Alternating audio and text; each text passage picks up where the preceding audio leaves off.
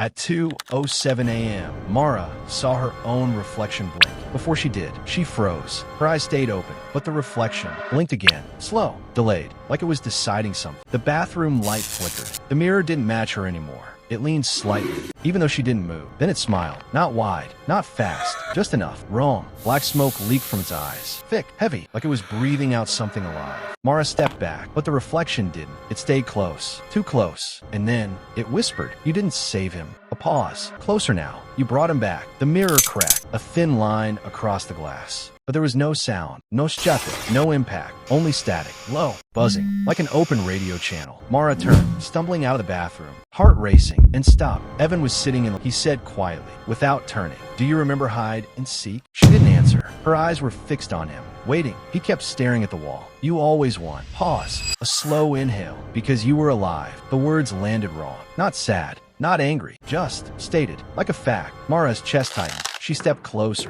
carefully. "Evan, we need to leave." He didn't react, didn't blink, didn't move. Then he laughed, soft but empty. "Leave." Another pause. Where would we go? The lights flickered, once, twice, then stabilized. Mara swallowed. Something in the room shifted, like the walls moved half an inch closer. Then she noticed it. The photo, still in her hand, the one from the ruins. But it felt different, heavier. She looked down and froze. Evan looked normal now. Clear, sharp, smiling, alive, but her face burned, melted, unrecognizable. Her fingers tightened. The edges of the photo curled, like it was warm, like it had just been printed. She dropped it. It didn't fall normally. It drifted, slow, like gravity was weaker. And when it hit the floor, no sound, only static. Her radio turned on, by itself. A sharp burst of noise, then silence, then a voice. "Officer Wren," but not right. Too clean, too steady. "Dispatch. We found a body." "That's not possible." Behind her, Evan stood up, slow, deliberate. "My mom said something," he said. Soft, close, too close. "She said if I find the right voice." He turned. "Finally, I can leave." His face looked normal, but his eyes, empty, like something else was looking through them. The lights flickered again. This time, they didn't stabilize. They dimmed. The corners of the room darkened. Burn marks appeared on the ceiling, spreading, slow, like something invisible was crawling across it. Mara stepped back. "Evan, what did you do?"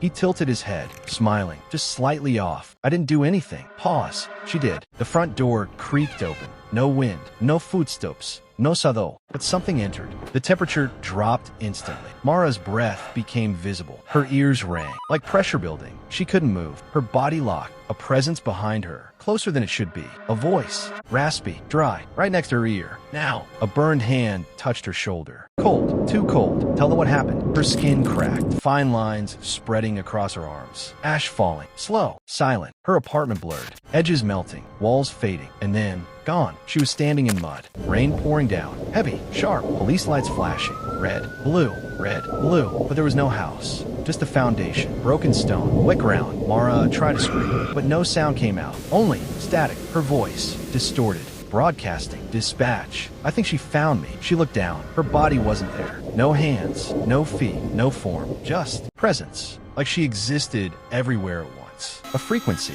a signal, something that could be heard, but not seen. Behind her, Officer Wren arrived, running, breathing hard. He found Evan, sitting in the mud, crying. Hey, you're safe," Wren said, voice shaking slightly. "Where's Mara?" Evan looked up, slow, eyes red, tears on his face. And then he spoke, in Mara's voice. "She's still inside." Hey, froze. Just for a second. Then his radio crackled. Clear, calm. Mara's voice came through. "Wren, take him home." "Hey, exhale." Relief. Copy that. He helped Evan up, guided him to the car. Didn't question it, didn't hesitate, didn't look back. As the car door closed, Evan stopped crying. Instantly, his face went still. He looked forward, through the windshield, smiling. Not wide, not exaggerated, just enough. Wrong. Back at the foundation, Mara tried again. To scream, to move, to exist. Nothing. Only static. The rain passed through her. The ground didn't hold her, but something did. The space around her tightened, like invisible walls, like the house was still there, just not visible anymore. She could feel it. Rooms, hallways, corners, watching, waiting,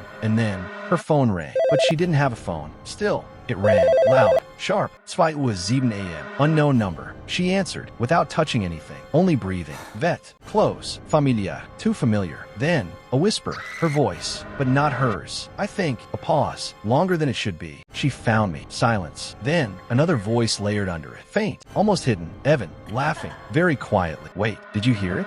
Or was that already your voice?